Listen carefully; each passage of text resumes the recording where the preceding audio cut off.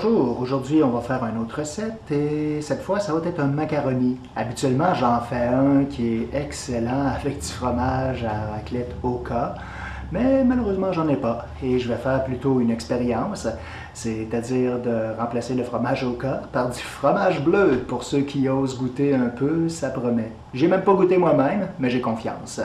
On s'en va à la cuisine.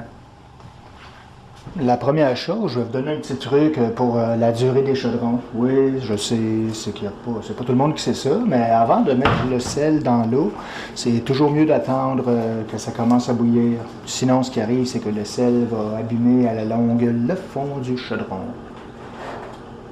Donc, c'est assez chaud maintenant pour ajouter du sel. Ça commence à bouillir. Bon, je vais vous avouer un truc. J'ai juste 2 restants. J'en aurais pas assez pour faire pour en faire des bonnes portions. Donc, je vais prendre mon restant de rotini. En fait, je vous ai menti, c'est pas vraiment du macaroni. Mais par contre, l'autre boîte, ça, c'est des tortiglioni. On s'éloigne du macaroni, mais bon, c'est des pâtes. Vous allez voir, faites-vous-en pas, ça va être bon. Le truc, c'est que ces pâtes-là prennent 10 minutes à cuire. Et ceux-là en prennent 5. Qu'est-ce qu'on fait? On commence par ceux qui cuisent le plus longtemps.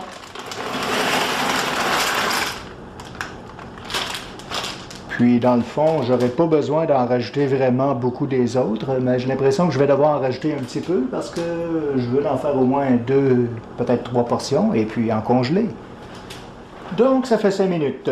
On rajoute un petit peu des autres nouilles, les tortiglioni. Mais ça paraît que je suis pas italien. Presque tout.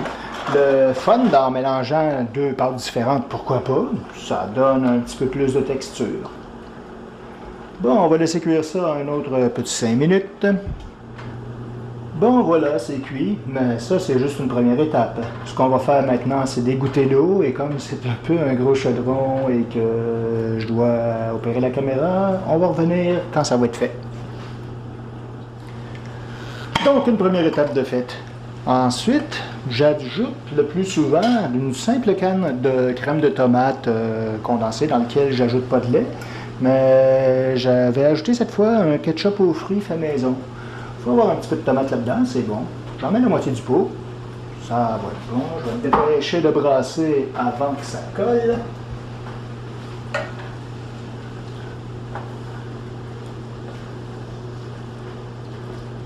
Je vous rappelle que c'est un macaroni que normalement je fais avec du fromage au cas, en fait du fromage raclette au cas. Ça sent vraiment bon quand j'en fais. Mais avant tout, il faut mettre une base de fromage cheddar que j'ai passé un peu au micro-ondes. Il était congelé parce que j'ai fait ça en bonne quantité. En mettant ça dans le chaudron, ça va se mélanger avec le macaroni. Ça va un petit peu durci, mais j'espère que vous aimez le fromage parce que ça va être un petit peu riche, voyez-vous. Le fromage est en train de fondre. On va ajouter un petit peu de poivre en grains à ça.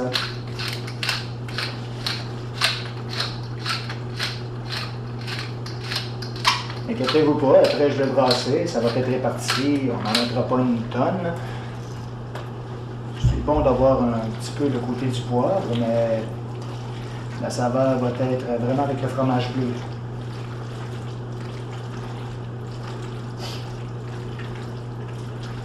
Ça sent vraiment, en fait, un mélange d'odeur de ketchup maison et de fromage.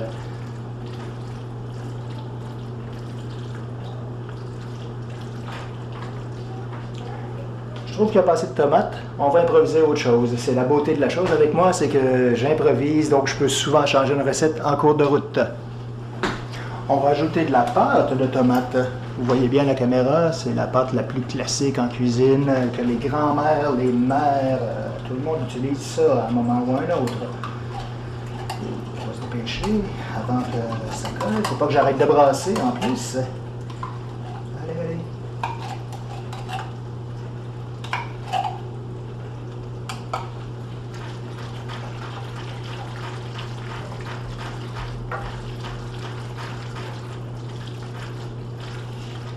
Ah oui, là, ça va être beaucoup mieux.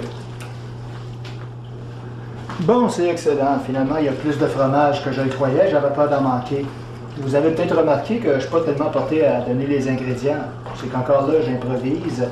Dans mon bloc de fromage, il devait y avoir approximativement une bonne tasse de cheddar au complet bien tassé. Le truc, c'est que j'achète des gros morceaux, je coupe le bloc en 3. Et quand j'ai fait ma macaroni, ben, je mets les 2 autres au congélateur. Ensuite, je les passe, quand j'arrive pour m'en servir d'un, je le mets au micro-ondes, mais pas à pleine puissance, puis pas trop longtemps, sinon vous allez avoir un petit dégât peut-être. La beauté de cuisiner un macaroni au fromage dans ce chaudron, oui, c'est un The Rock. Vraiment, je ne veux pas faire de l'infopub, mais c'est vrai que ça colle pas. Bon, maintenant, on transfère ça dans un plat de verre parce que c'est pas fini. On va faire gratiner ça, ce beau petit macaroni. Et je vous montre donc avec un. Et selon les quantités, je verrai si je peux en faire 2 ou 3. Je vous rappelle donc, après cette étape, normalement, je vais saupoudrer ou déposer plutôt des tranches de fromage au cœur raclette. Ça peut être n'importe quel autre fromage goûteux. C'est pour ça que j'ai décidé justement de doser avec du fromage bleu. Soit dit en passant, moi j'aime ça. Regardez, il y a du verre là-dedans, il est riche.